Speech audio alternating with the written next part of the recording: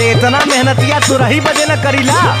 हाँ तो सुनियो ला बहुत होइबा तो प्यार के न रस पाइबा रात से जिया पे रजऊ तो रस जइबा।